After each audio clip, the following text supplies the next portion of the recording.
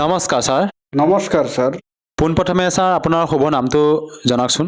মোৰ নাম প্ৰণৱশীল হয়। আপুনি কোন ঠাইৰ পৰা আহিছে? মই আহিছোঁ অসমৰ ছাগলীয়াৰ পৰা, আমাৰ গাঁৱটো হয়। সন্ত ৰামপাল গুৰুৰ মাজৰ পৰা আপুনি নাম দীক্ষা কেতিয়া লৈছিল? মই 2019-ৰ লাষ্টৰ পৰা নাম লৈছোঁ। তেখেতৰ পৰা নাম দীক্ষা লোৱাৰ আগতে আপুনি পৰম্পৰাগতভাৱে কিবা ভক্তি সাধনা কৰিছিলনে? হয় ছাৰ, আমাৰ যিমান হিন্দু ধৰ্মে আমাৰ দেৱী দেৱতা আছে, ব্ৰহ্মা বিষ্ণু মহেশ, শ্ৰীকৃষ্ণৰ ভক্তি সাধনা কৰিছিলোঁ। আৰু সেই সাধনাবিলাক আপুনি কেনেধৰণে কৰিছিল ছাৰ? মই এনেই কৰিছোঁ, যেনে আমাৰ সমাজৰ মানুহবিলাক যেনে কৰি থাকে, মানে কীৰ্তন কৰা, হৰে ৰাম হৰে কৃষ্ণ, এনেই আৰু কৰিছিলোঁ।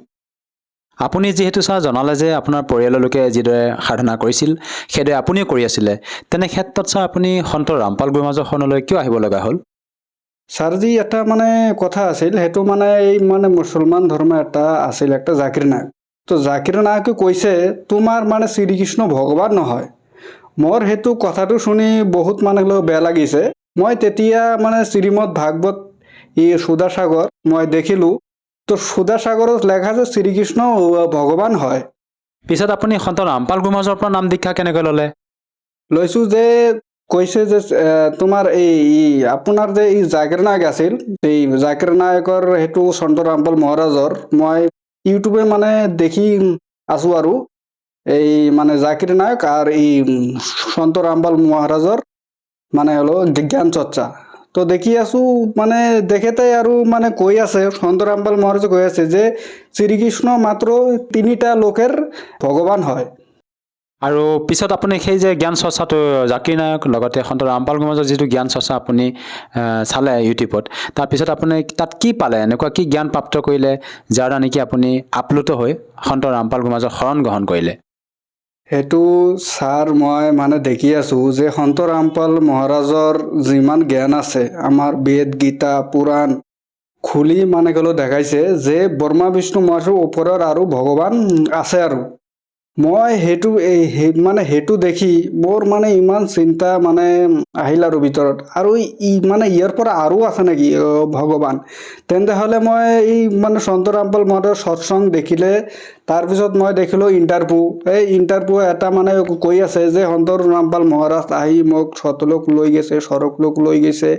মোৰ সেইটো দেখি মই মানে চিন্তা কৰি আছোঁ, আৰে ইমান সাধু আহিছে সতলোক লৈ যায়, তেন্তে হ'লে মোৰো এটা ভিতৰত এটা মানে চিন্তা আহিলে যে ময়ো তালে মানে দীক্ষা নিয়ে ময়ো তালে এই সতলোক যাম। আৰু তো ইয়াৰ কাৰণে মই সন্ত ৰামপাল মহাৰাজৰ শৰণ লৈছোঁ মই। ছাৰ, আপুনি যিহেতু আপোনাৰ অনুভৱ দাঙি ধৰিলে যে আপুনি সন্ত ৰামপাল গুৰুৰ মাজৰ যেতিয়া শিষ্যসকলৰ অনুভৱ আপুনি ছ'চিয়েল মিডিয়া প্লেটফৰ্মত চালে, তাৰ দ্বাৰা প্ৰেৰিত হৈ আপুনি সন্ত ৰামপাল গুৰুৰ মাজৰ শৰণ গ্ৰহণ কৰিলে। আমি আপোনালোকৰ গুৰু সন্ত ৰামপাল গুৰুৰ মাজৰ শিষ্যসকলৰ যেতিয়া অনুভৱ চাওঁ, তেওঁলোকে নিজৰ অনুভৱ দাঙি ধৰে যে সন্ত ৰামপাল মহাৰাজৰ পৰা নাম দীক্ষা লোৱাৰ পিছতে বিভিন্ন প্ৰকাৰে লাভ পোৱা বুলি। আপুনি তেখেতৰ পৰা নাম দীক্ষা লোৱাৰ পিছত কেনেধৰণৰ লাভ পাইছে ছাৰ? ছাৰ, মই লাভ পাইছোঁ মই। তেন্তে হ'লে দিনৰ পৰা মই ঘৰৰ পৰা মানে সেইদিন মানে বৰষুণৰ মানে বতৰটো আছিল, আৰু মই ঘৰৰ পৰা এই দোকানৰ পৰা গৈ আছোঁ। আৰু তো পিছলি যাই মোৰ হাতৰ হাড্ডিখন ভাঙি গৈছিল।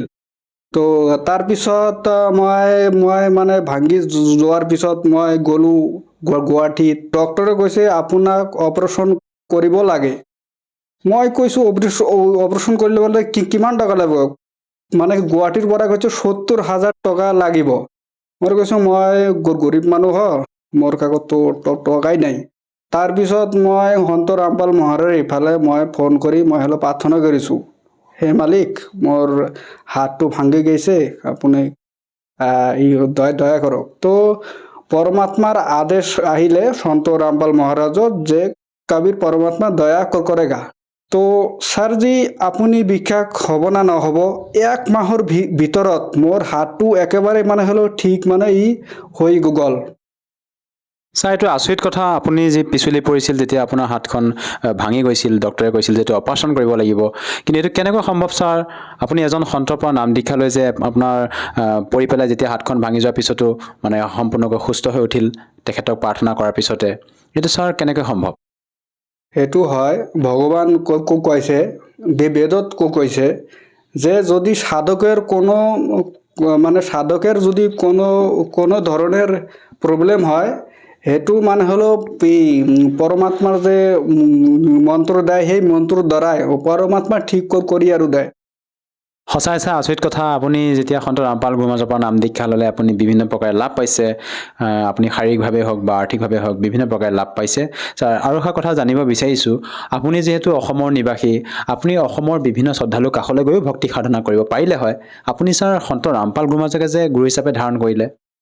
ছাৰজি আজি আমাৰ শাস্ত্ৰ অনুকূল জ্ঞান মানে হলো কাৰোৰ কাষতে নাই আৰু যেনে আমাৰ অসমত বহুত গুৰু আছে সেইবিলাক না শাস্ত্ৰৰ বিষয়ে জানে, না গীতা, না শ্ৰীমদ ভাগৱত গীতা, বেদ, পুৰাণ এইবিলাক বিষয়ে কোনো জ্ঞান নাই। কিন্তু আমাৰ সন্ত ৰামপাল মহাৰাজে দেখাইছে শ্ৰীমদ ভাগৱত গীতা 4 বেদ 18 পুৰাণৰ সাৰটো মানে গ'লো দেখাইছে যে এনে এনে সাধনা কৰিলে মোক্ষ হ'ব আৰু সনাতন ধাম প্ৰাপ্তি হ'ব। আৰু তাৰপিছত যে আমাৰ যিমান সমাজৰ মানে হলো গুৰু আছে আমাৰ অসমত গুৰু কোনোবাই কৈ থাকে তুমি কৃষ্ণৰ নাম জপ কৰা, কোনোবা কৈ থাকে তুমি শিৱেৰ ভক্তি কৰা। তো আমাৰ মানে আমাৰ যিবিলাক এই আমাৰ ধৰ্মগুৰু আছে এইবিলাকৰ কোনো মানে হলো জ্ঞান নাই। এইবিলাক জ্ঞান মানে হলো এই নিৰাধাৰ আৰু জ্ঞান আৰু হয় এইটো।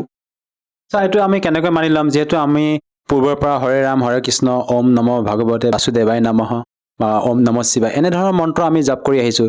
তেনে ক্ষেত্ৰত ছাৰ আমি কেনেকৈ মানি ল'ম যে আমাক যিসকল ধৰ্মগুৰুৱে আমাক ভক্তিবিধি প্ৰদান কৰিছে সেয়া ভুল বুলি আমি কেনেকৈ মানি ল'ম ছাৰ? সেইটোতো ছাৰজি প্ৰথমে আমাৰ শাস্ত্ৰ দেখিব লাগে যে আমাৰ মানে হলো পূৰ্বপুৰুষ আছে। আমাৰ মানে হলো পূৰ্বপুৰুষে কি কৈছে, আমাৰ পূৰ্বপুৰুষ না কোনো মানে গীতাৰ বিষয়ে জানে, না কোনো মানে নিজের যে নাম লিখিব তেন্তেও না জানে।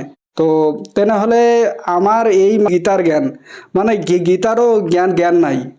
তো তো তেনেহলে যেনে কোনো আমাৰ মানে গীতাত কৈছে অৰ্জুন যিবিলাক শাস্ত্ৰবিধি ত্যাগ কৰি মদমনা আচৰণ কৰে না সুখ হয় না এইবিলাক মানে হলো শান্তি হয়। যেনেকুৱা আমাৰ মানে হলো পূৰ্বপুৰুষ এইবিলাক মনৰ ইচ্ছাৰ মতন ভক্তি কৰিছে, এইবিলাক কোনো সুখো হয় নাই আৰু মানে হলো শান্তিও নাই।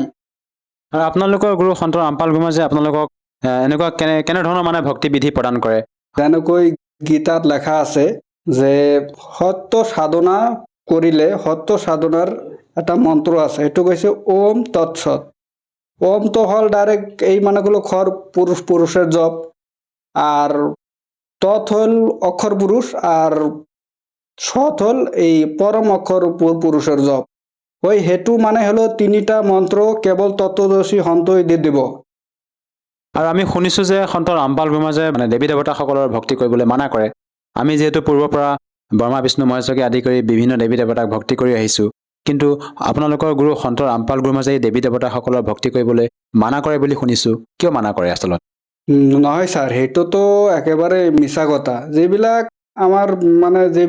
আমাৰ মানে গুৰুৰ মানে জ্ঞান গংগা আছে, জীৱনৰ হুকুম পথ আছে, এইবিলাক যদি কোনোবাই জগতৰ মানুহ যদি মানে হলো পঢ়ি থাকে তেনেহলে এইবিলাক মানে হলো জ্ঞান হ'ব। যেনে মানে ব্ৰহ্মা বিষ্ণু মহেশ, তাৰপিছত দুৰ্গা, তাৰপিছত গণেশ, এইবিলাক মানে হলো মূল মানে হলো মন্ত্ৰ আছে। যেনেকৈ আমাৰ সন্ত ৰামপাল মহাৰাজে কৈছে যেনে মানে হলো ভোজ থাকে, তো ভোজেৰ এটা মানে হলো নাম আছে। যদি মানে সাৰাদিনেৰ পৰা যদি কৈ থাকে ভোজ ভোজ তেনেহলে ভোজ তো না শুনিব। তো ভোজের এটা মানে মন্ত্র আছে, এইবিলাকে হুৰ হুৰ হুৰ কৰিলে এইবিলাক মানে হলো শুনে। তো তেন্তে এনে আৰু এই ব্ৰহ্মা বিষ্ণু মহেশের এটা মানে মূল মানে হলো মন্ত্র আছে। এই এটা মানে হলো মূল যেটো মন্ত্র আছে সেইটো মানে তত্ত্বদর্শী সন্তই দেয়, আর সেইটো মানে বর্তমান আমার জগৎগুরু তত্ত্বদর্শী সন্তই এই মানে মূল মন্ত্রটো দেয় আৰু।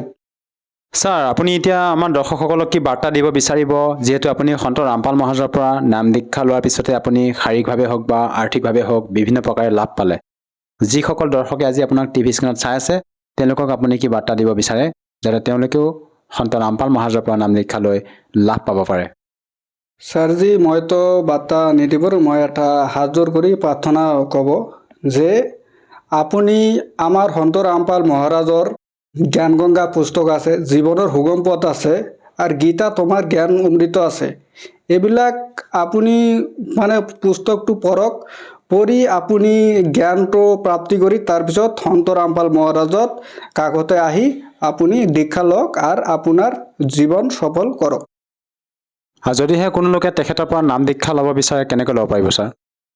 ছাৰ, যেনেকুৱা আমাৰ সন্ত ৰামপাল মহাৰাজৰ ইউটিউবৰ পৰা সৎসং আহে, এই সৎসঙৰ মানে নিচে একটা মানে হলো পিলাফিচ আছে, সেইটো একটা মানে ফোন নম্বৰ আহে, সেইটো আপোনাক ফোন নম্বৰৰ পৰা ফোন কৰি আপুনি আমাৰ এই জিলাত এই সন্ত ৰামপাল মহাৰাজৰ চেণ্টাৰ আছে, আপুনি আহি নাম দীক্ষা ল'ব পাৰে।